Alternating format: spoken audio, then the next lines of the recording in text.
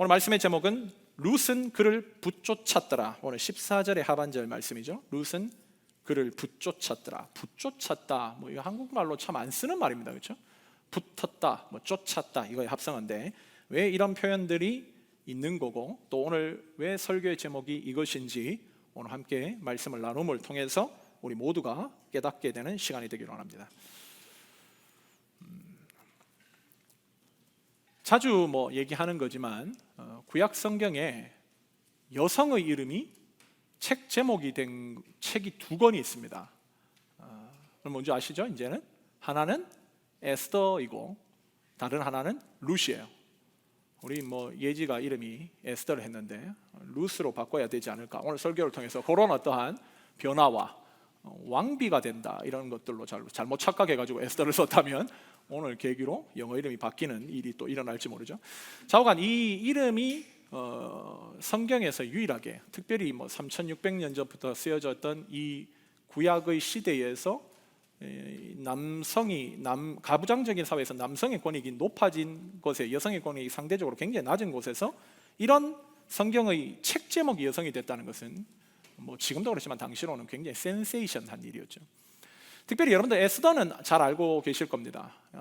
이 여인은 이스라엘의 여인이면서도 페르시아 아닥사스다 왕의 왕비가 되었던 에스더 왕비의 어떤 스토리를 다루는 책이라고 한다면, 룻기는 유대인이 사람 취급도 하지 않았던 이방 여인, 그것도 하나님이 저주하셨던 모압 여인, 이방인 출신의 과부의 이야기를 주인공으로 다루는 책이에요. 이러한 룻기의 시작인 오늘 본문 1절을 보면 이 스토리의 배경을 이렇게 설명합니다. 사사들이 치리하던 때에. 그렇다면 사사들이 치리하는 때라는 것이 뭘 얘기하는가? 룻기의 앞 스토리가 뭡니까? 사사기죠. 사사기의 에필로그라는 거예요. 사사기에 특별히 우리가 뭐 사사기 지금 수요일날 보지만 에필로그가 2개 있죠. 그거까지 포함해서 3개의 에필로그인 거죠. 결국은 이 룻기, 이 사사들이 치리하는 때에 그럼 이스라엘의 분위기는 어떠했는가? 여러분들 지금 앞절, 바로 이 룻기 1장 1절의 앞절이 이제 사사기 21장 25절인데 그 분위기를 이렇게 설명합니다. 그때에 이스라엘이 왕이 없으므로 사람이 각기 자기 소견에 옳은 대로 행하였더라. 이스라엘 왜 왕이 없습니까? 그렇죠? 이스라엘은 신정시대잖아요. 신정시대. 하나님이 왕의 시대인데 하나님이 왕이 없으므로, 이 말이 뭡니까? 이스라엘의 모든 사람들이 하나님을 왕으로 인정하지 않았던 시대. 한마디로 타락의 시대, 배교의 시대가 바로 오늘 본문의 배경이라는 거예요. 이런 시대에 이어지는 말씀을 보면 그 땅에 흉년이 들었다고 얘기합니다. 그 땅에 흉년이 들었다. 여기 흉년이라고 번역된 히브리어가 라아브인데 이 라아브는 굶주림, 기근이라는 뜻이에요. 근데 구약 성경에서 이 라아브, 기근이라는 단어는 종종 하나님의 징계의 심판 혹은 타락한 인간을 구원하기 위해 하나님께서 사용하시는 연단의 도구로 자주 사용되는 단어입니다. 따라서 지금 이 단어가 여기 사용됐다는 것은 지금 이스라엘에 기근이 들었다, 이건 굉장히 좀 심각하게 받아들여야 되는데, 그 이유는 이스라엘은 지난주에도 우리 성경 공부 때도 얘기했지만 이스라엘은 어떤 약속의 땅인가? 젖과 꿀이 흐르는 땅이에요. 그렇죠? 젖과 꿀이 흐른다고 하나님이 약속하신 땅이고, 또 오늘 본명에 이 기근이 들었다고 하는 배경지가 더 정확하게 스페시픽하게 기록되어 있습니다. 유다 베들레헴에. 베들레헴은 어디라고 했습니까? 벳라헴, 빵집이라는 거예요. 빵집에 빵이 없어졌다는 거예요. 굉장히 모순적인 상황이죠. 하나님이 축복하신 이스라엘 땅에, 그것도 빵집이라고 부르는 곳에 라아브, 기근이 들었다는 거예요. 그러니까 이것은 사사기 시대를 지금 살아가는, 하나님이 왕 되시는데 왕을 버린 한 신앙인들이 하나님을 버리고 우상 숭배하자 하나님이 내리시는 채찍이 그들에게 임했다. 이것이 바로 룻기의 배경이다, 이렇게 이해할 수 있는 거죠. 이런 상황에서 하나님의 백성들이 제일 먼저 해야 되는 일이 뭔가? 우리는 다 알고 있습니다. 뭘까요? 회개하는 거예요. 회개하는 거. 속히 자신들이 섬기는 우상을 버리고 하나님께 돌아가서 엎드려 회개하는 거죠. 그런데 오늘 본문에 이 1절 하반절을 보면 엘리멜렉이라는 사람은 회개라는 것을 하지 않고 모압으로 도망쳤다, 이렇게 얘기해요. 특별히 여러분들도 가지고 있는 책들일 겁니다. 보니까 뭐 몇 명이 가지고 있더라고. IVP에서 만든 구약 배경 주석이 있어요. 존 웰튼과 그 공저자 2명이 같이 쓴 책인데, 그 존 웰튼이 이 당시의 모압의 상황을 이렇게 표현합니다. 당시 모압은 비가 적당히 내리고 땅에 물이 잘 스며들어 농사가 잘 된 지역. 그러니까 뭐 지금 캘리포니아도 사실 사막이잖아요. 근데 여기는 물만 내리면 이 땅이 거름져져. 모압 땅도 비슷한 거예요. 그 땅에 비가 적절하게 내림으로 말미암아 언제나 양식이 넘쳐났던 지역, 그것이 바로 모압이라는 거죠. 따라서 엘리멜렉이 왜 지금 모압으로 내려가는가? 바로 먹을 것이 없는 이스라엘을 버리고 먹을 것이 있는 곳을 지금 찾아 나섰다는 거예요. 그런데 엘리멜렉이 선택한 이 모압은 어떤 곳이냐? 하나님께서 절대로 상종하지 말라고 했던 민족이에요. 특별히 엘리멜렉은 창세기 19장을 보면 이 이름도 비슷해. 롯이 자기의 딸과 동굴에서 근친상간하잖아요. 거기서 태어난 아들이 모압입니다. 성경에서 보면 모압은 언제나 이스라엘의 방해꾼들이었어요. 민수기 25장을 보면 이스라엘이 광야 생활을 했을 때 모압 여인들이 이스라엘의 남자를 유혹하여 음행하게 만들고 우상숭배하게 만들었고, 당시 모압 왕이었던 발람이라는 선지자를 고용하여서 이스라엘을 계속해서 저주하도록 꼬신 그런 민족이 모압입니다. 그래서 하나님은 이런 모압의 악행을 하시고 신명기에 뭐라고 얘기했는가? 모압은 10대가 되도록 이스라엘의 총회에 들어오지 못해. 이스라엘 총회라고 하는 것은 단순하게 총회가 아니고 이스라엘의 모임, 이스라엘의 이스라엘 백성이 되는 이 안에 들어오는 하나님의 백성이 되는 자격을 10대 동안 박탈하겠다. 10대라면 완전수거든요. 영원히 박탈하겠다는 거예요. 그만큼 하나님께서 저주하신 민족, 하나님께서 하나님 백성들이 절대로 상종하지 말아야 될 민족으로 하나님께서 엄명해 놓으신 것이 모압입니다.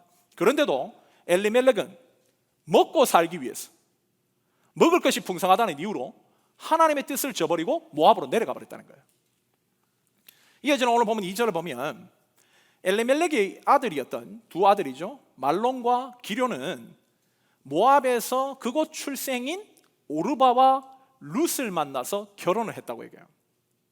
그러니까 이민을 갔는데 자기 자식들이 그곳에 있는 여성들과 만나서 결혼해서 가정을 이루었다. 그러면 우리도 미국에서 보면 우리 부모님들이 이렇게 여러분들 데리고 와서 이렇게 결혼을 시키고 하면은 일반적으로 어떤 생각합니까? 이제 이민 생활을 잘 정착했다, 성공했다, 이제 해야 될 것 다 했다, 안심할 때요.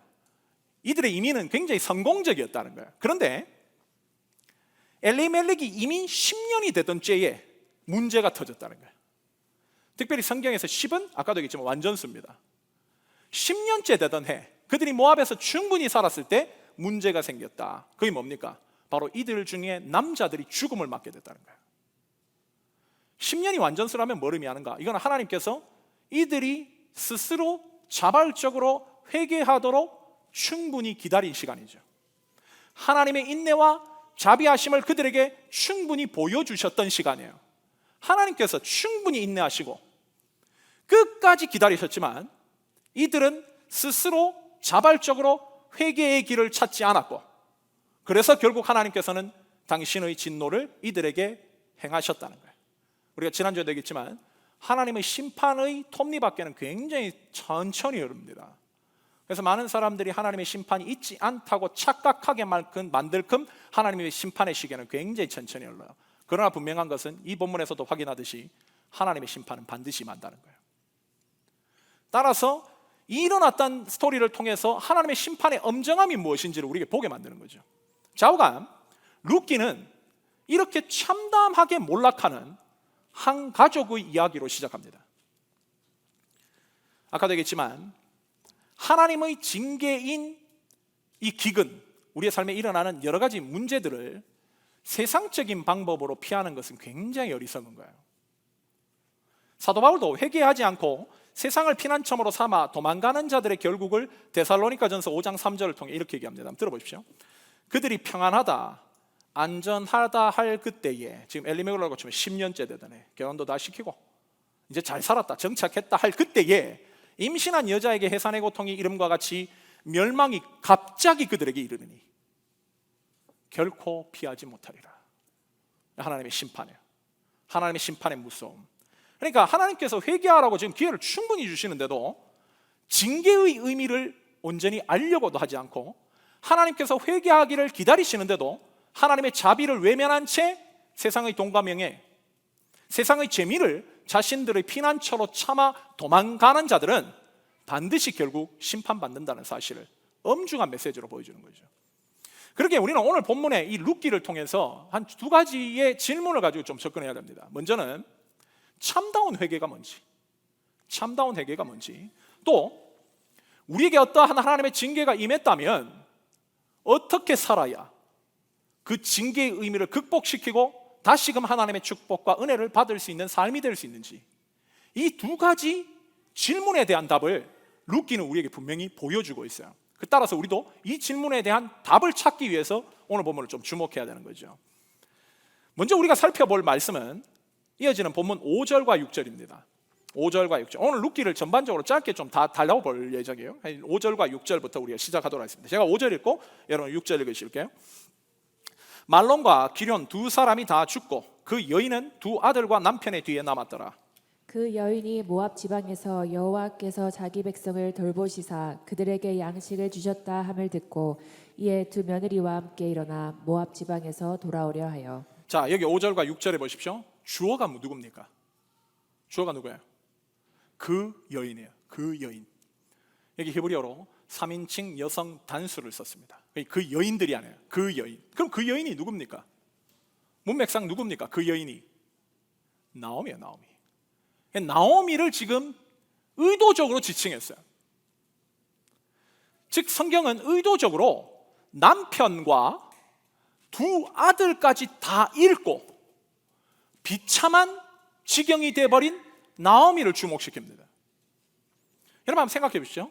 지금 3600년 전 당시 가부장적인 사회에서 여자가 남편을 잃었다는 건요, 청천벽력과 같은 일이에요. 당시 여성들은 남자를 통해서만 그들의 안식처를 찾을 수 있었어요. 남자를 통해서만 공동체 속에서 자신의 정체성을 확보할 수 있었어요. 심지어 남편을 잃었다 할지라도 아들을 통해서라도 여자들은 노년의 경제적 안정을 확보할 수 있었습니다. 그런데 이러한 시대에 지금 나오미는 다 잃은 거예요. 남편도 잃고 아들들도 다 잃었다. 이 뭘 얘기하는 걸까요? 끝났다. 인생 망했다는 거예요. 당시 남편을 잃은 과부들은 생존을 위해서 두 가지 중 한 가지를 선택할 수 있었다 그래요. 하나는 어느 집안의 노예로 들어가든지, 다른 하나는 몸 파는 창기가 되든지. 한마디로 선택지가 없어요. 그러니 나오미 입장에서는 지금 얼마나 절망적일까요? 그런 가운데 오늘 6절을 보면 그 여인에게 한 소식이 들립니다. 그 여인이라고 하면 6절의 역시도 나오미죠. 나오미가 한 소식을 들었어요. 그게 뭡니까? 여호와께서 이스라엘에 양식을 주셨다.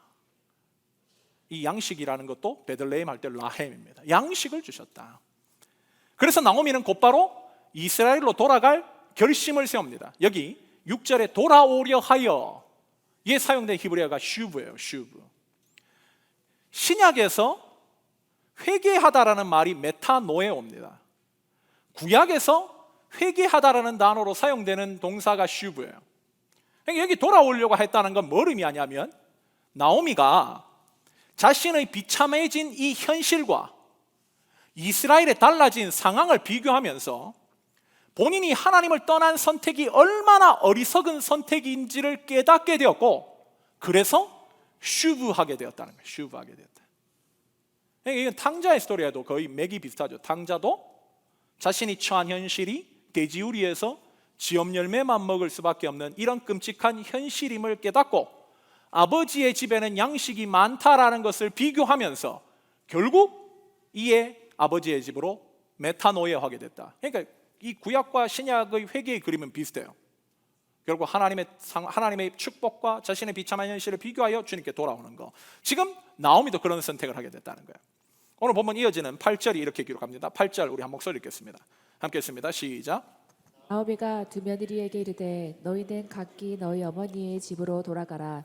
너희가 죽은 자들과 나를 선대한 것 같이 여호와께서 너희를 선대하시기를 원하며. 자, 이 7절에서 나오미는 그 소식을 듣고 두 며느리와 함께 길을 떠납니다. 당시 시집간 여인들은요, 시집의 소유물이에요. 그러니까 보통 지금도 뭐 이렇게 중동이나 중앙아시아 같은 데 가면 여자가 시집으로 오면 남자 쪽에서 그 시집 쪽에다가 여자 쪽 집안에다가 결혼 지참물을 주잖아요. 돈을 주잖아요. 그 이유는 당시 고대 사회에서는 한 명이 노동력입니다. 노동력. 남자 쪽으로 오면, 여자가 오면 시집 쪽, 그러니까 여자 쪽에 있는 집에서는 마이너스 1이죠. 노동력이. 남자 쪽에서는 플러스 1이 된다고. 노동력을 그만큼 많이 확보하기 때문에 그쪽에 부족한 노동력을 보상해 주기 위해서 돈이나 가축이나 한 것들을 결혼 보상물로 주는 거죠. 이 말은 뭘 얘기하냐면 여자가 시집 오는 순간 남편이 잃었든 말든 상관없이 그때부터 이 여자는 시집의 소유물입니다. 그러니까 친정으로 못 간다는 거예요. 이 여자는. 따라서 지금 나오미와 두 며느리 오르반 룻이죠. 시어머니가 내 고향으로 돌아가야겠다 얘기했을 때 지금 아무런 이의를 제기하지 못하는 거야. 그래서 지금 따라 나섰다는 거예요. 그런데 8절에 보면 한참을 길어가던 나오미가 갑자기 마음을 바꿉니다. 자신의 아들들이 살아있으면 모르겠는데 지금 아들들이 다 죽고 없어진 판에 이 젊은 며느리들의 미래가 걱정되는 거예요. 이것도 자기들이 한 번도 가지 못한 생판 해외로 이들을 데려가는 것이 과연 인간적으로 바람직한 일인가? 올바른 일인가? 이거는 좀 못할 짓이 아닌가라는 생각이 들었다는 거예요. 그래서 나오미가 그들에게 뭘 얘기하는가? 너희 각자의 친정으로 돌아가라 이렇게 얘기를 했어요. 여러분 한번 생각해 보시죠. 나오미가 지금 이런 결정을 하는 게 쉬운 결정일까요? 여러분 늙은 시어머니가 젊은 며느리들을 표기한다는 건요, 이 뭘 얘기하냐면 나오미가 지금부터 죽을 때까지 본인 손으로 음식을 구해야 되고 본인 스스로 밥을 지어야 되고 빨래하고 죽을 때까지 홀로 외로이 살다가 죽겠다는 거예요. 따라서 이러한 삶은 두 며느리를 소유하고 있는 늙은 시어머니 나오미는 반드시 피해야 되는 선택입니다. 왜 이런 선택을 해요? 그런데도 나오미는 지금 그 며느리들을 풀어주려고 하고 있다는 거예요. 왜? 아까도 얘기했지만 그것이야말로 두 며느리들의 미래를 위한 길이라고 생각했기 때문에. 두 며느리의 미래와 행복을 위해서 본인만 십자가를 지겠다는 거예요. 대단하죠? 대단하죠? 특별히 방금 읽은 8절을 보면 나오미가 자기 두 며느리들에게 이렇게 얘기합니다. 너희가 죽은 자들과 나를 선대한 것 같이 여호와께서도 선대하시기를 원하노라. 특별히 여기 선대하다에 사용된 히브리어가 헤세드입니다. 우리 헤세드 많이 듣죠? 이 단어는 하나님과 우리의 관계에도 많이 사용되지만 사람과 사람 사이에서 용서, 회복, 친절, 인애, 자비, 사랑에도 사용돼요. 특별히 많은 경우 이 헤세드는 받을 자격 없는 자에게 대가 없이 주는 친절, 사랑, 인애 이런 뜻입니다. 지금 나오미가 한 행동이 뭐냐? 헤세드라는 거예요. 헤세드. 대가 없이 주는, 대가 없이 그들에게 그들의 미래를 위해서 자신이 십자가 지고 가겠다는 거는 그런 친절과 사랑과 인애를 베풀었다. 전혀 예상치 못한 시어머니의 권유에 두 며느리는 펄쩍펄쩍 뜁니다. 그럴 수 없다고. 그런데 계속 나오미는 설득합니다. 가라고. 그러자 먼저 큰 며느리였던 오르바가 친정으로 돌아가요. 그러나 작은 며느리 룻은 끝까지 시어머니와 함께 하겠다고 고집을 부립니다. 본문 14절입니다. 14절 우리 한 목소리 읽을게요. 함께 읽습니다. 시작. 그들이 소리를 높여 다시 울더니 오르바는 그의 시어머니에게 입맞추되 룻은 그를 붙쫓았더라. 자, 우리가 여기서 주목해야 될 것은 룻이 선택한 이 지금 선택의 행위를 히브리어 이 룻기 기장은 히브리어로 따바크라는 말을 썼어요. 붙쫓았더라. 붙쫓았다는 게 뭡니까? 따바크가 뭡니까? 이 따바크는요 이런 뜻이에요.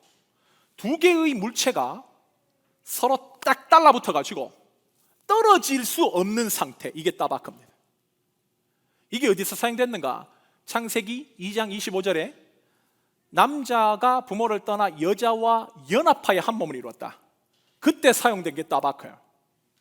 절대 분리될 수 없는 거, 한 몸이 되었는 거.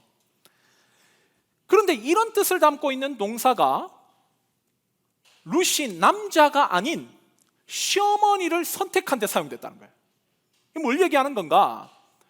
고대 가부장적인 사회에서 아까도 얘기했지만 여자가 자신의 미래와 안위를 위해서 모든 여자라면 반드시 선택해야 될 남자를 따박하는 삶을 선택하지 않고 룻은 아무런 희망과 소망도 기댈 것 없는 시어머니를 따박하했다는 거예요.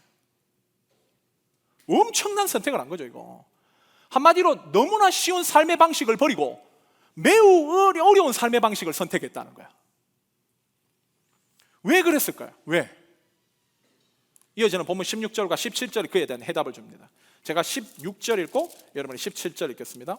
룻이 이르되 내게 어머니를 떠나며 어머니를 따르지 말고 돌아가라. 강권하지 마옵소서. 어머니께서 가시는 곳에 나도 가고 어머니께서 머무시는 곳에 나도 머물겠나이다. 어머니의 백성이 나의 백성이 되고 어머니의 하나님이 나의 하나님이 되시리니 어머니께서 죽으시는 곳에서 나도 죽어 거기 묻힐 것이라. 만일 내가 죽은 일 외에 어머니를 떠나면 여호와께서 내게 벌을 내리시고 더 내리시기를 원하나이다 하는지라. 자, 이 고백 속에서 왜 룻이 시어머니를 따박했는지 답을 주죠. 룻이 고대 가부장적인 사회에서 그것도 특별히 자신의 삶과 미래를 유지하고 책임지기 위해서 남자를 의지해야 하는 삶의 방식을 버리고 생존하기 매우 어려운 시어머니를 따박하는 삶을 선택했던 것은 두 가지 이유였다는 거예요. 하나는 시어머니에 대한 애틋한 마음과 동시에 하나님에 대한 신앙 때문에. 진짜 놀라운 여인이에요. 이 여인이 이스라엘 여인입니까? 모압 여인입니다. 그런데도 이런 선택을 했다는 거예요. 특별히 구약학자 가운데 여성학자입니다. 트리스 트리블이라는 학자가 있어요. 트리스 트리블이라는 학자가 있는데 이 여성 구약학자가 룻의 스토리를 분석하고 구약을 분석하면서 자신이 이런 결론을 내립니다. 뭐라고 얘기했나 한번 들어보십시오. 이스라엘의 역사 속에서 룻의 이 결정에 견줄 수 있는 것은 오직 아브라함뿐이다. 이렇게 얘기했어요. 그러니까 아브라함과 지금 아브라함이 굉장히 대단한 사람이잖아요. 우리가 믿음의 조상이라고 부르는데 이 사람을 견줄 수 있는 것은 구약의 룻뿐이라는 거예요. 룻. 왜? 아브라함은요 창세기 12장에서 하나님의 신탁을 듣죠. 너는 너의 친척 본토 고향 아비 집을 떠나서 내가 내게 지시할 땅으로 가라. 아브라함 갔습니다. 근데 아브라함은 혼자 가지 않았어요. 그렇죠? 아내도 갔고 자기 조카도 갔고 종들도 갔고 재산도 가고. 근데 지금 룻은 아브라함보다 더 레디컬해. 혼자 가는 거야. 혼자. 한 명 가죠. 그건 누굽니까? 도움이 되는 사람입니까? 세상적으로 도움이 안 되는 시어머니를 따라갔다는 거야. 믿음 때문에. 따라서 구약에서 아브라함보다 더 뛰어난 한 사람을 뽑으라고 한다면 룻밖에 없다는 거예요. 룻. 엄청난 신앙의 결단을 보여준 사람. 더욱이 방금 전 얘기한 대로 여성이 생존을 위해서 오직 남자를 의존해야 되는 고대 사회의 이 선택 시스템 속에서 룻은 남자에게 기대지 않고 시어머니, 그것도 나이든 시어머니에게 죽음이 우리를 갈라놓을 때까지 내가 당신과 함께 있겠다, 당신에게 헌신하겠다, 이런 마음을 보여줬다는 거예요. 죽음이 우리를 갈라놓을 때까지, 이런 표현 누가 쓰는 거야? 남녀들이 쓰는 거잖아. 근데 이 시어머니한테, 아무 소망 없는 시어머니한테 이런 뛰어난 믿음과 의지력을 보여줬다. 뭘 얘기하는 거예요? 한마디로 얘기하면 매우 착한 사람이라는 거예요. 매우 착한 사람. 매우 착한 사람. 이런 사람들이 여러분 주위에는 혹시나 있습니까? 여러분 한번 생각해 보십시오. 이 여인이 결론적으로 얘기하면 다윗의 증조모가 되고요, 나중에 예수 그리스도의 족보에까지 오릅니다. 근데 이 여인의 배경은 뭐예요? 하나님 저주하셨던 모압 민족이에요. 하나님께서 10대 영영이 여호와의 총에 들어오지 못한다고 저주하셨던 모압 민족의 한 여인이 그 하나님의 저주를 뚫고 이스라엘의 족보 속에서, 심지어 예수 그리스도의 족보 속에 들어왔다는 거예요. 어떻게 이렇게 불가능한 일이 현실이 되었나? 바로 룻의 이런 모습 때문에. 굉장히 도전적으로 주시는 말씀이에요. 결국 룻은 이어지는 말씀을 보면 시어머니 나오미를 따라서 이스라엘로 들어옵니다. 그리고 어떻게 됐는가?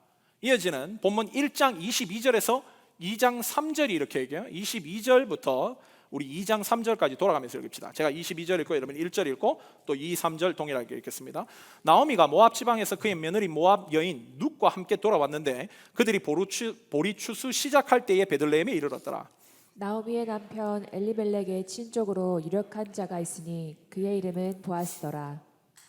모압 여인 룻이 나오미에게 이르되 원하건대 내가 밭으로 가서 내가 누구에게 은혜를 입으면 그를 따라서 이삭을 줍겠나이다 하니 나오미가 그에게 이르되 내 따라 갈지어다 하매 룻이 가서 베는제를 따라 밭에서 이삭을 줍는데 우연히 엘리멜렉의 친족 보아스에게 속한 밭에 이르더라.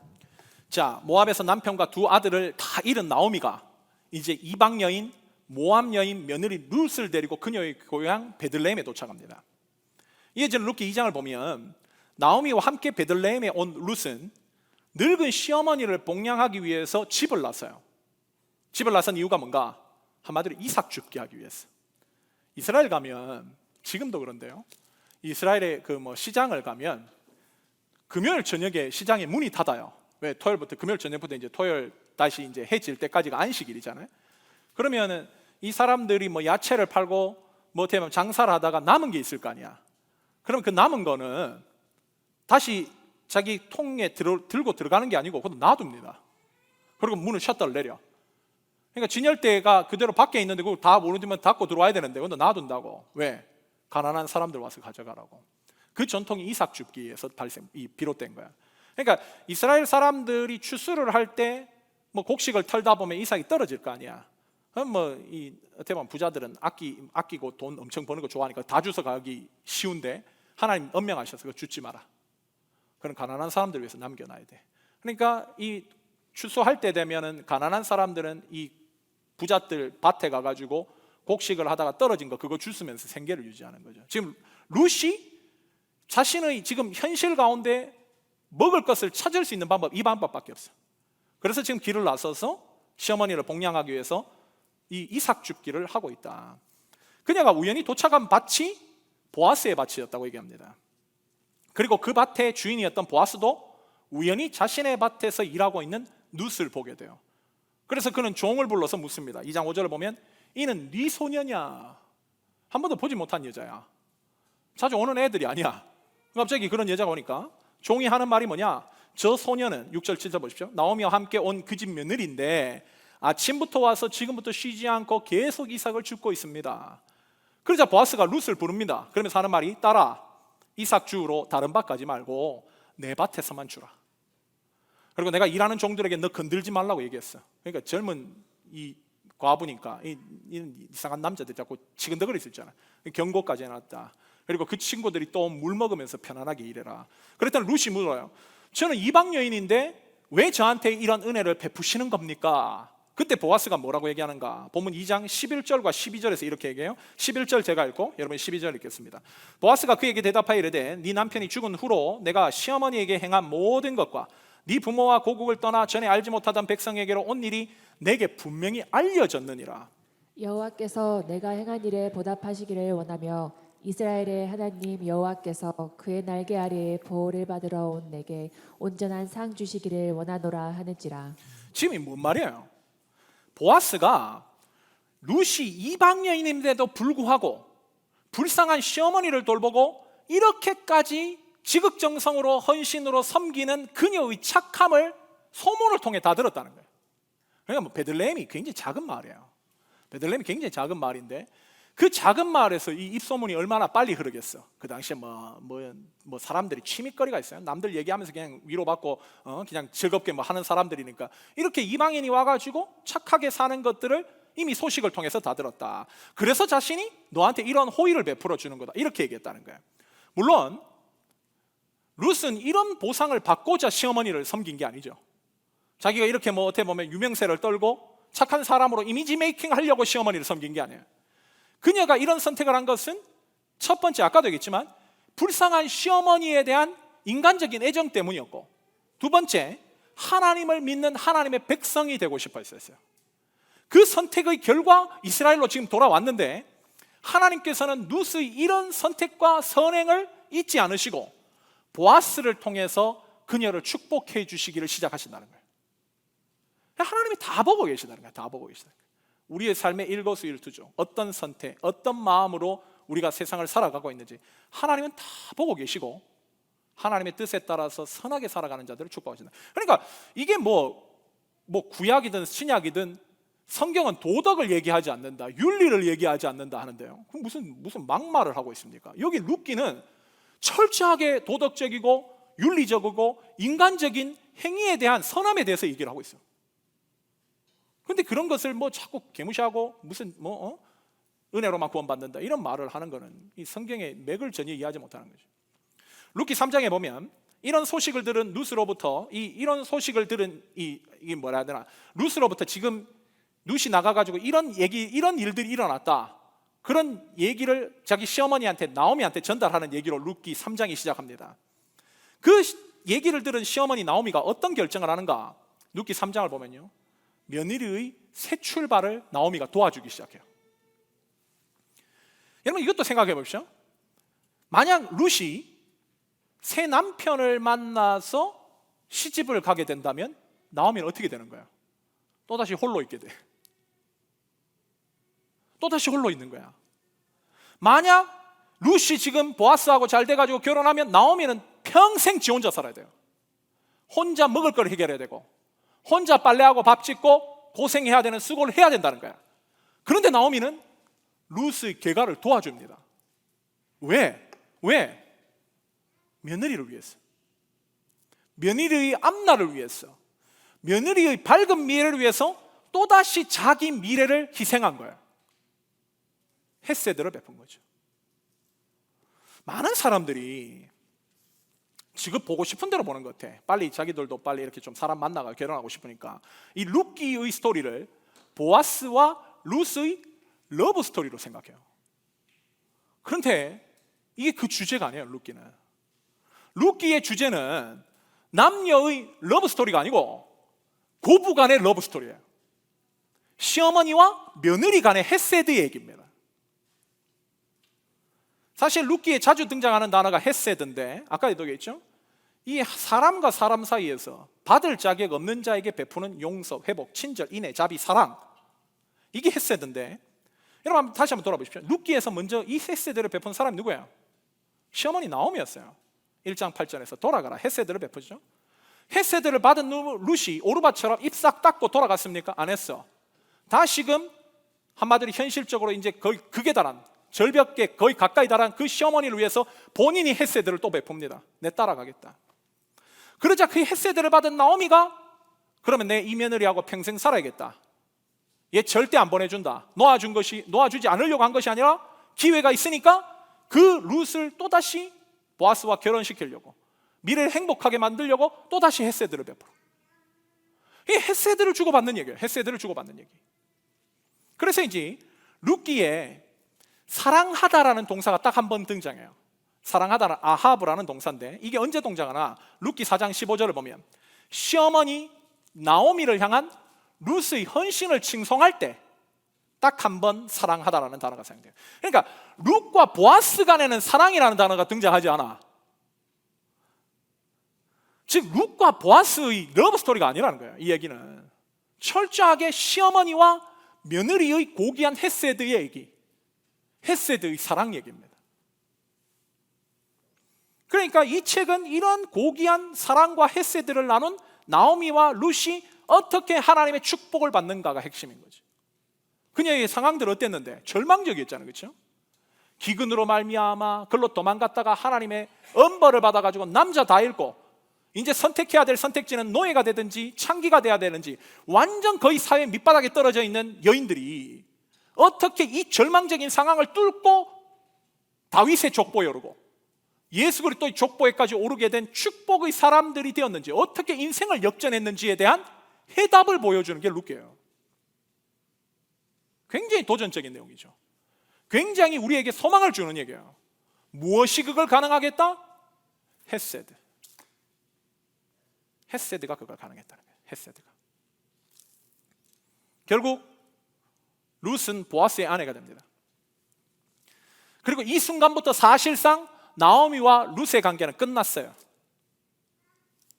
나오미는 사별한 남편의 시어머니예요.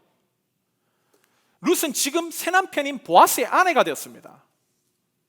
그런데 룻은 옛 시어머니 나오미를 나몰라 하지 않아요. 성경은 그녀의 선택을 이렇게 기술합니다. 룻기 4장 16절과 17절이에요. 4장 16절과 17절입니다. 제가 16절 읽고 여러분 17절 읽겠습니다.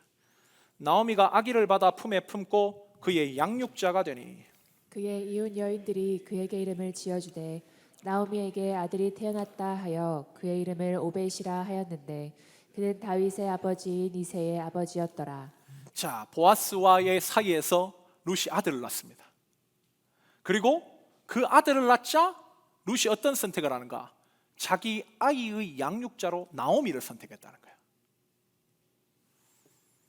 여러분, 아이를 출산한 여인이 자기 자식을 사랑하고 보호하고 품는 본능은 굉장히 깊어요. 굉장히 깊고 가히 이 본성이라는 것이 저렇게까지 헌신적인가 할 만큼 굉장합니다. 제가 이번에도 기현이 신방을 가서 기현이 보는데 그 소희를 안고 품는 기현의 눈빛이 그렇게 깊을 줄은 몰랐어. 와, 막 엄청 깊더라고. 이걸 보는데 와, 기현이에게 이런 모성이 있었나 할 만큼 제가 이제 충격적으로 야, 참 엄마가 되니까 이 본성이 나오는구나, 모성이 나오는구나. 그게 여러분 뭐 아기를 놓고 젖을 물리고 키워본 엄마라면 다 느끼는 감정일 거예요. 그 아이의 눈을 바라보면서 젖을 먹이는 그 어떻게 보면 여성의 원초적 기쁨이잖아. 근데 지금 나오미가 한 번도 애를 낳은 적이 없어. 근데 보아스를 통해서 새 가정을 꾸려서 애를 낳았어. 그러면 그 애가 얼마나 귀할까요? 자기 인생을 달라지게 만들었잖아. 그럼 거기 젖을 물리고 그 모성으로 품고 있는 원초적 기쁨을 본인도 누리기에 지금 급할 건데 지금 이 상황에서 룻이 뭘 생각했다는 거예요? 여전히 홀로 계신 옛 시어머니 나오미, 그녀도 아들을 잃고 얼마나 이 순간을 그리워할까. 나만 이 기쁨을 누릴 수 없지. 내 옛 시어머니 나오미도 이 기쁨을 누리게끔 내가 해드려야지. 그래서 그녀를 자신의 양육자로 삼았다. 그러니까 이걸 보고 뭐 요즘 애들은 이 룻이 이제 애 놓고 지 놀러 다니려고 남편하고 영화 보고 어디 여행 다니려고 이 시어머니한테 맡기는구나, 이게 아니야. 자기의 기쁨을 나눠주는 거예요. 자기의 기쁨을 뭡니까? 헤세드를 또 베풀었다는 거예요. 또 베풀었다는 거예요. 지금 헤세드를 계속 주고받아. 계속 대가 없는 사람, 대가 없는 가 어떻게 보면 아무 받을 어떤 자격 없는 자들에게 베푸는 헤세드, 계속 주고받는 얘기예요. 계속 주고받는 얘기.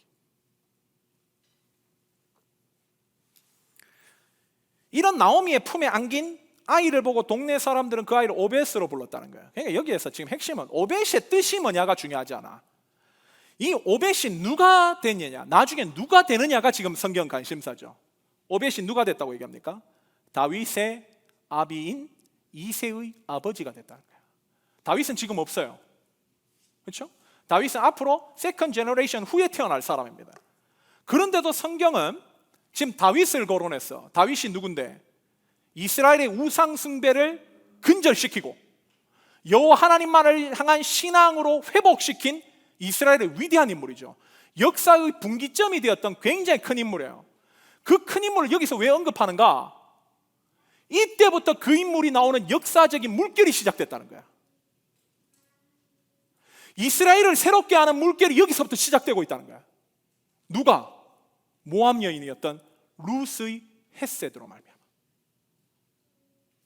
굉장한 메시지 아닙니까? 우리가 지금 하고 있는 어떤 선택이, 우리가 지금 결정하고 있는 어떤 결정이 앞으로 1, 2세대 후에 우리의 후손들에게 굉장한 영향을 미칠 수 있다는 걸 보여주는 거예요. 여러분, 룻이 시어머니를 이렇게 섬겼다는 걸 누가 알았을까요? 이 당시에 베들레헴 아까도 얘기했죠? 유대 땅에서 가장 작은 땅이에요. 그래서 예수님도 베들레헴에서 탄생한다는 그 예언이 뭡니까? 작고 작은 유대 땅 베들레헴에서 어떻게 메시아가 나냐는 거지. 그만큼 천대받고 무시받던 베들레헴에서 이런 일이 있었다는 걸 누가 알아? 근데 하나님은 아셨다는 거예요. 그리고 그들의 헤세드를 통해서 앞으로의 이스라엘을 새롭게 하는 역사를 일으키셨다는 거예요. 폭풍을 몰고 왔다는 거야. 이 얼마나 놀라운 도전입니까?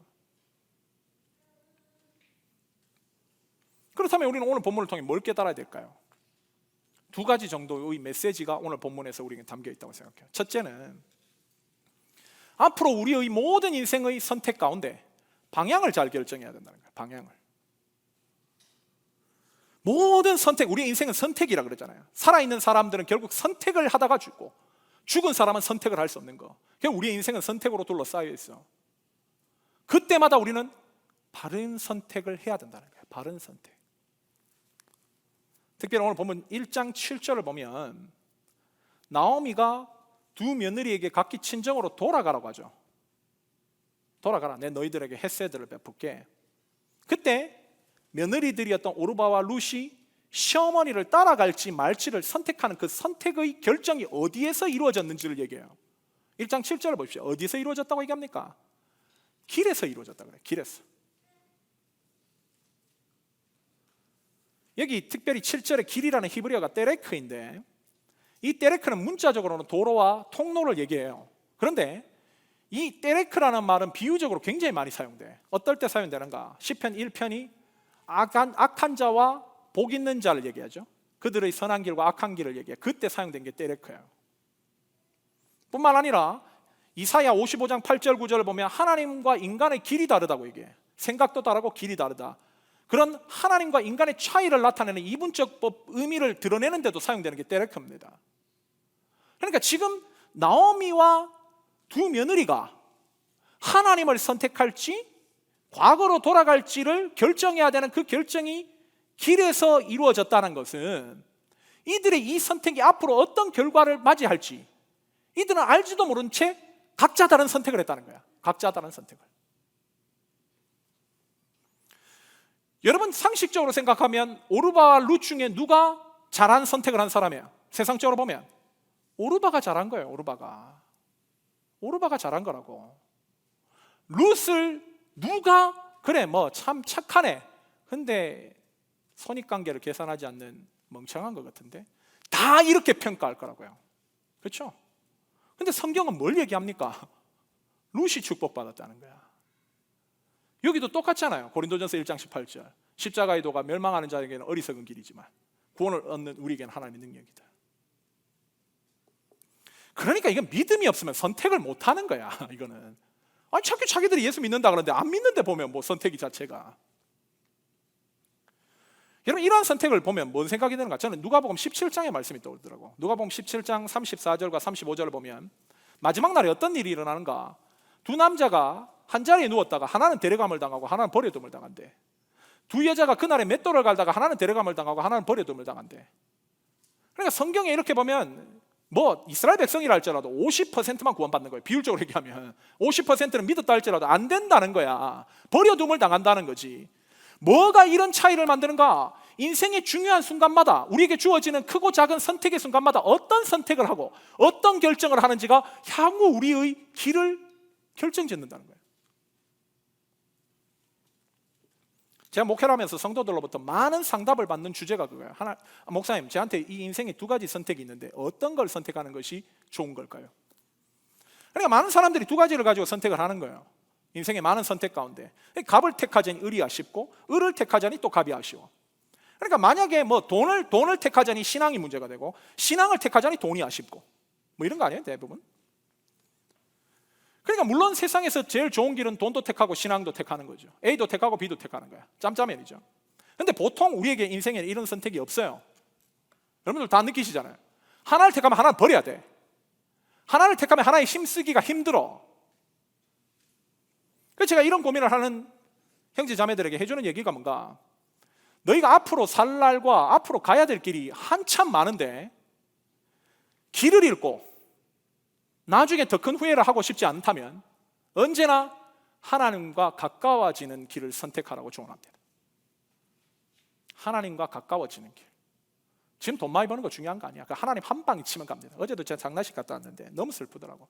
한 방에 가요. 한 방에. 인생은 인생의 코끝에 호흡이 하나님 너 그만 하면 그대로 멈추는 게 죽음이에요. 그런 거를 보면서도 깨닫지를 못해. 인생이라는 것이 뭔지. 특별히 성경에도 보면 이런 두 가지 길 가운데 고민을 하다가 하나님을 버린 사람의 결과가 어떠했는지를 보여주는 대표적인 인물이 있습니다. 그게 누군가? 이름도 비슷해. 롯. 롯과 룻을 구별해야 돼요. 룻은 여자고 롯은 남자야. 아브라함의 조카죠. 나도 헷갈린다. 롯이 제일 멍청한 선택을 한 게 뭔가? 소돔을 선택한 거예요. 소돔을 픽했어. 그가 소돔 땅을 선택했던 이유를 창세기 13장 10절은 명확하게 얘기합니다. 소돔 땅이 여호와의 동산 같고 에덴 동산, 그러니까 에덴 동산과 같았다. 여호와의 동산, 에덴 동산 같고 애국과 같았다. 한마디로 돈 많이 버는 땅이었다는 거지. 한마디로 소돔은 세상에서 내가 가지고 싶은 거, 얻고 싶은 거 다 주는 땅이었다는 거예요. 그런데 이어지는 13절을 보면 소돔에는 치명적인 결함이 있어요. 하나님 보시기에 소돔 사람들 악한 사람들이다. 한마디로 하나님 보시기에 소돔은 아닌 거예요. 돈을 아무리 많이 줘도. 롯도 이 사실을 알았을까 몰랐을까? 성경은 직접적으로 언급하지 않지만 간접적으로 언급합니다. 알았다고. 그게 뭐냐면 13장 11절을 보면 소돔을 선택하여 롯이 옮겨갔다라는 구절인데, 이 옮기니라는 단어가 한 번에 옮긴 게 아니야. 계속 옮겼다는 게 계속. 그러니까 이 말은 뭐냐면 갈등이 있었다는 거지. 롯에게도. 이 아브라함한테 신앙을 들었잖아요. 애굽에서 하나님께서 어떻게 역사하시는지 지도 가서 경험했잖아. 그런 경험을 바탕으로 지금 자신이 소돔을 향해 걸어가는 것이 옳지 않은 길이라는 것을 알았다는 거야, 이 사람도. 그래 한 번에 못 가는 거야. 갔다가 좀 멈춰가지고 갈등하고, 그런데도 저가 나은 것 같은데 또 가다가 또 멈춰가 갈등하고, 이 일을 계속 반복하다가 소돔에 정착했다는 거지. 창세기 19장을 보면 거기 성문에 앉아 있잖아요. 성문이라는 것은 재판이 열리고 영향력이 있는 자리라고. 한마디로 소돔의 시의원이 된 거예요, 거의 롯이. 결국은 한 번에 옮긴 것이 아니라 약간 조금씩 현실과 타협보고 절반의 제자도를 행한 결과 롯이 망했다는 거예요. 결국은 왜 롯이 소돔을 선택했나? 이유는 한 가지입니다. 딱 하나예요. 세상이 너무 좋은 거야. 세상이 너무 사랑스러운 거지. 돈도 많이 주고 성공도 주고 하나님 품보다 그게 더 좋으니까. 양자택일 가운데 언제나 세상을 턱하면서 나는 교회 오니까 나 하나님 믿지. 아니 우상숭배자. 저는 지금까지 목회하면서 하나님을 만났다고 하는 사람이 한 번에 하나님 버린 사람 본 적이 없어요. 다 조금씩 버립니다. 조금씩 버리다가 이제 하나님과 아예 상관없는 삶으로 떨어져 나가는 거. 그러기에 우리가 늘 잊지 말아야 할 것이 뭐냐면, 하나님께서 우리에게 잘못된 삶이라고 알려주시는 것이 있다면 속히 옮겨야 돼요. 속히 그곳으로 가지 마야 돼. 두 길 가운데 아무리 세상적으로 저것이 보장이 되고 좋은 길이라 할지라도 하나님과 가까워지는 길이 아니라면 버려야 돼요. 예수님 뭐라고 말씀하십니까? 하나님 없는 세상의 넓은 길보다 하나님 계신 세상의 좁은 길이 훨씬 더 복되다. 우리는 그 길을 걷는 자들 아니에요. 아무리 그 길이 세상적인 계산기를 떠들려서 손해관계에 답이 안 나온다 할지라도 그것이 하나님과 가까워지고 하나님 기뻐하시는 길이라고 한다면 전지전능하신 하나님께서 왜 여러분의 보호자가 안 되시겠습니까? 왜 여러분에게 당신의 내가 너의 무기라고 얘기 안 해주실까요? 따라서 우리는 반드시 그 길을 걸어야 돼. 롯처럼. 그것이 하나님께서 반드시 축복하시는 길이라는 거죠. 두 번째, 오늘 본문을 통해서 우리가 깨달을 수 있는 것은 헤세드를 적극적으로 행하는 거예요. 헤세드. 여러분 헤세드가 뭐라고 했어요? 받을 자격 없는 자에게 베푸는 친절과 인애와 사랑, 헌신. 저는 이것이 복음적인 삶에도 굉장히 연관성이 있다고 생각해요. 복음적인 삶. 우리는 다 이 지상 명령을 받은 사람 아니에요, 그렇죠? 우리가 먼저 그의 나라와 그의 의를 구할 뿐만 아니라 가서 복음을 전하여 제자 삼는 삶을 살아야 되는 삶. 그것이 바로 예수님께서 우리에게 주신 유언인데, 이 복음적인 삶과도 굉장히 연관이 있는 게 헤세드예요. 여러분들은 이제 복음이 뭔가를 좀 이제 이해할 거라고 생각합니다. 일반적인 경우는 복음의 반쪽만 안다고 했어요. 제가 지난 수요일 날도 얘기했죠. 복음의 반쪽이 뭡니까? 나는 죽을 수밖에 없는 죄인이다. 그런 죽을 수밖에 없는 나를 위해서 예수 그리스도께서 십자가의 대속제물로 돌아가셨다. 그분을 믿고 그분을 주인으로 영접한 자들은 영생 복락을 얻는다. 복음이에요. 그러나 복음의 반쪽이야. 나머지 그 반쪽은 뭔가? 마지막 센텐스 기억나십니까? 그분을 나의 주인으로 삼고가 무엇을 의미하냐는 거예요. 그분을 나의 주인으로 삼는 게 뭔데? 영어로 로드십이죠. 이 로드십과 동의어가 뭔가? 디사이플십입니다. 제자도예요. 나의 주인이신 예수님과 함께 예수님처럼 살아가겠다는 거지. 이게 복음의 반쪽이에요. 그리고 마지막 날 하나님께서는 그것을 가지고 심판대 앞에서 카운터하시겠다는 거야. 예수님의 공생애가 이런 삶이잖아요. 하나님의 영광. 예수님의 공생애는요, 딱 두 가지로 나눠집니다. 하나님 사랑, 이웃 사랑. 그렇죠? 하나님 사랑, 이웃 사랑. 하나님께 영광을 위한 삶을 살기 위해서 하나님을 늘 예배하고 하나님의 영광을 자신의 삶의 가장 큰 목적으로 삼았고, 그 일을 위해서 바탕이 되는 삶으로 헌신한 것이 뭔가? 이웃 사랑이에요. 근데 그분의 이웃 사랑의 특징이 뭔가? 헤세드입니다. 받을 자격 없는 자들에게 십자가의 은혜를 베푸시고, 받을 자격 없는 자들을 제자로 부르시고, 받을 자격 없는 자들에게 생명의 은혜를 베푸신 거, 헤세드. 그러니까 예수님을 내가 닮아간다는 건 뭔가? 헤세드의 삶을 적극적으로 사는 거예요. 헤세드의 삶을. 그게 궁극적으로 하나님의 영광이고 복음의 반쪽을 채우는 거야. 그렇다면 이제는 우리는 이 복음의 내용대로 우리는 살고 있는지를 돌아봐야죠. 어떻게 살아야 되는지를 나는 이해하고 있는가? 그렇다면 복음이 결국은 나에게 큰 의미를 주는 것이 반쪽이라고 한다면, 지금까지 이것만 붙들고 복음이라고 생각해서 반쪽짜리 제자도만 헌신했다면, 나머지 반쪽을 이해한 이상 그럼 나는 이것을 어떻게 살아야 될지를 고민하고 있는가? 기도하고 있는가?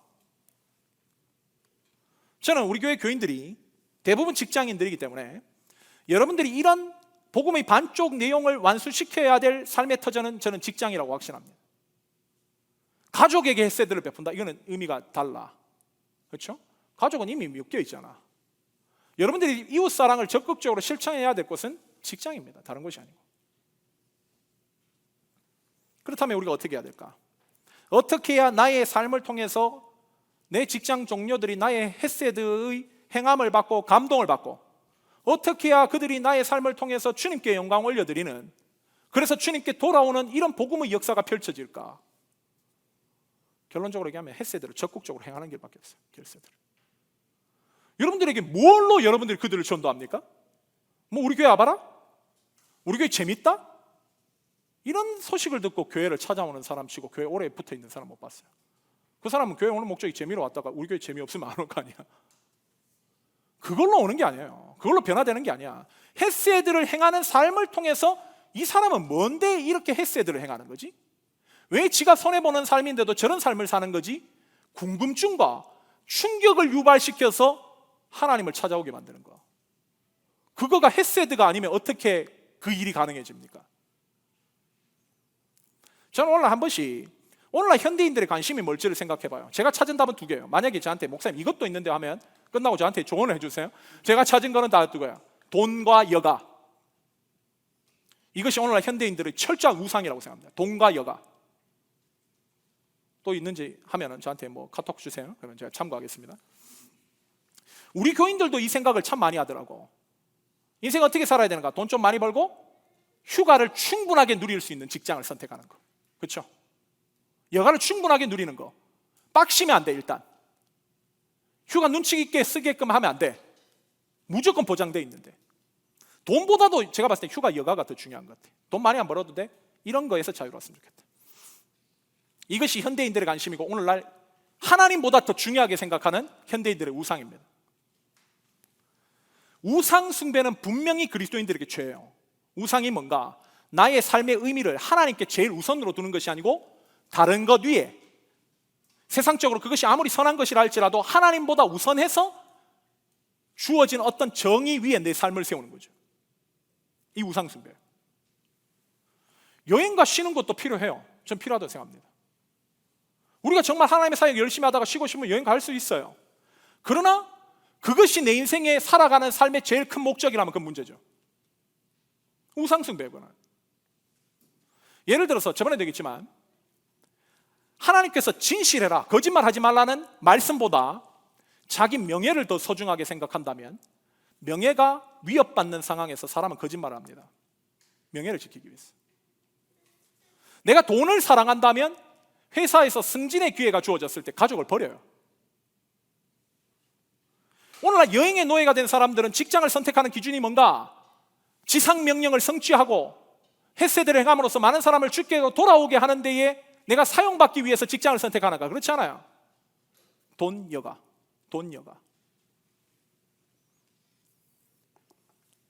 이런 사람들은 직장 사람들과 어떤 관계를 맺는가? 인류학을 연구해 보면요, 인간이 관계를 맺는 두 가지 타입이 있습니다. 하나는 소비 관계고 다른 하나는 언약 관계예요. 소비 관계는 뭔가? 거래의 관계예요. 거래의 관계. 그러니까 내게 이득이 되지 않는 한 그 사람하고는 관계할 필요 없지. 내게 이득이 되는 한 그 직장에 붙어 있는 거야. 소비 관계.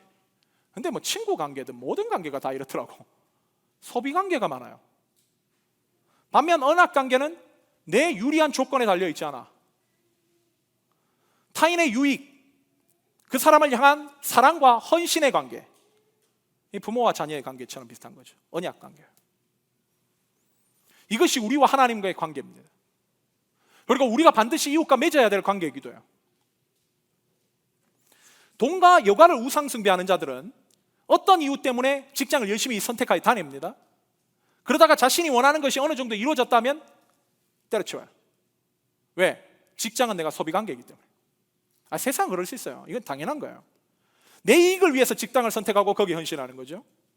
그러나 내 직장이 문화명령을 이루어야 되고 지상명령을 이루어야 될 터전은 아니에요. 그러나 세컨이라도 해도 그나도 믿음 있다고 얘기할 걸. 그러나 세컨도 있는 사람 없어. third, fourth 이 계속 뒤로 물러납니다. 그건 중요한 게 아니야.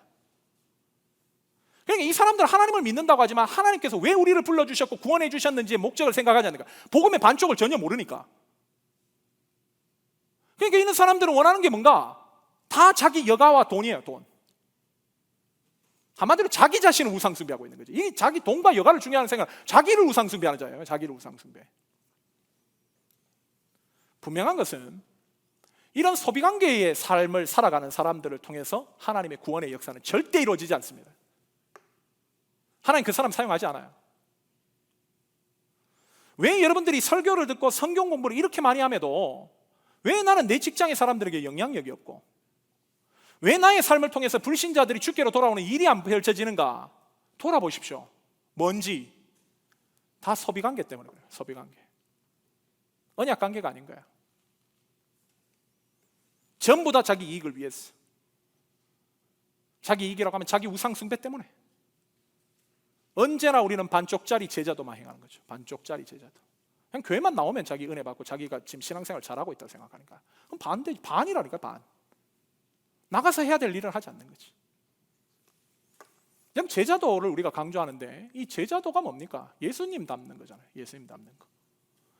우리의 주인 대신 예수님 닮는 거. 예수님 어떤 삶을 사셨는데? 헤세드의 삶을 사셨거든. 모든 관계를 언약 관계로 맺으셨어. 헤세드를 행하셨어. 마치 루시 가부장적인 사회에서 남자로 생존할 수 있는 일반적인 삶의 방식을 버리고 시어머니를 위해서 자신의 삶을 그녀에게 따박하는 헤세드를 실행한 거 아니에요? 그래서 하나님 축복하시고 하나님 주복하시고 그녀를 그 저주의 모압 민족이라는 그 둘레를 뚫어내서 하나님의 족보 안에 들어오게 한 거 아니에요? 신분되었다고 직장 틀 생각하고 원하는 거 얻었다고 돈과 영화만 생각하는 사람들은 하나님께서 우리를 미국에 불러주신 그분의 부르심의 목적에 적합한 삶은 아니라고 저는 확신합니다. 그런 사람들은 많아요. 그러나 하나님 부르시는 사람은 아니에요. 나를 이곳에 불러주신 하나님, 내가 내 주변의 사람들을 통해서 분명한 어떤 헤세드를 받았다면 지금부터 나에게 주어진 삶의 현장 속에서 나도 받을 자격 없는 자들에게 헤세드를 베푸며 내 주변에 하나님께서 붙여주신 모든 관계를 언약 관계로 생각하며 주님께서 원하시는 룻을 통해 보여준 헤세드를 적극적으로 시행한다면 왜 하나님께서 그 사람을 통해서 복음의 역사를 안 펼치실까요?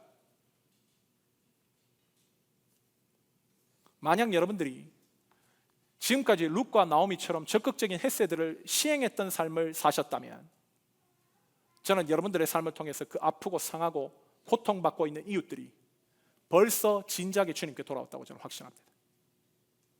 그런데 그런 삶을 안 산 거야. 여러분 동료들이 감동하고 사장이 여러분의 헤세드를 통해서 감동하는 직장에서 왜 복음의 역사가 안 펼쳐지겠습니까? 왜 그들이 기독교를 달리 보지 않을까요? 그리스도인들이 저런 삶이었구나. 왜 충격을 받지 않겠습니까? 결국은 똑같이 이기적으로 자기만 생각하는 삶을 살아가기에 성경에서 이렇게 놀라운 일을 기록하고 있는 이런 말씀을 봄에도 우리의 삶에는 이런 삶과 상관없는 역사만 펼쳐지는 것 아닙니까? 따라서 우리는 더 이상 하나님의 부르심과 사명을 외면하지 말아야 됩니다. 하나님의 말씀을 배웠다면 우리도 이제 이러한 횟세들을 속히 시행해야 돼요. 적극적으로 시행해야 됩니다. 그때 하나님께서 우리의 연약한 삶을 통해서라도 우리의 배경이 어떠하든지 상관과 여과 없이 하나님 펼치시는 구원의 축복의 역사를 펼치신다는 건 제론의 여지가 없을 거예요. 바울은 갈라디아서 6장 9절을 통해 이렇게 선포합니다. 우리가 선을 행하되 낙심하지 말지니 포기하지 아니하면 때가 이름에 거두리라. 우리가 하나님의 이 말씀을 민타하면 앞으로 해야 할 일은 분명해요. 끝까지 언약 관계 속에서 내게 주어져 있는 모든 관계 속에 헷세들을 행한다. 다시 정도를 걸어보는 거예요. 쓰러지고 연약하고 아직도 내 감정이 남아있기에 쉽지 않을 수 있습니다. 그럼에도 포기하지 않고 걸으라는 거예요. 그렇게 살라는 거예요. 말씀대로 사는 거 쉽지 않죠. 누가 모릅니까? 그러나 하나님의 말씀대로 살고자 하는 자들은 그 노력에 비해 지금에는 아무런 열매가 없어 보인다 할지라도, 그 상황에 좌절하고 싶은 그런 여건이 펼쳐진다 할지라도 이 신앙의 길은 결코 틀린 길이 아니기에 믿음과 인내를 가지고 끝까지 이 길을 걸으면 하나님 반드시 거두게 하신다는 거예요. 그것이 바로 룻과 나오미를 통해서 하나님께서 이런 결과가 이들에게 펼쳐졌어. 너희도 이 삶을 살면 주어지는 거야. 도전하시는 메시지입니다. 오늘 참석한 모든 새로운교회 성도들이 혹 우리가 하나님을 떠나 잘못된 길을 걸음으로 말미암아 하나님의 징계가 임할 때는 속히 하나님 원하시는 신앙의 방향으로 돌리시고, 뿐만 아니라 주변 사람들에게도 룻이 보여준 이런 헷세들을 적극적으로 행하여 많은 사람들을 주께 돌아오는 일에 크게 쓰임받는 복된 성도들 되시기를 예수님의 이름으로 간절히 축원합니다. 우리 다 같이 한번 기도하도록 하겠습니다.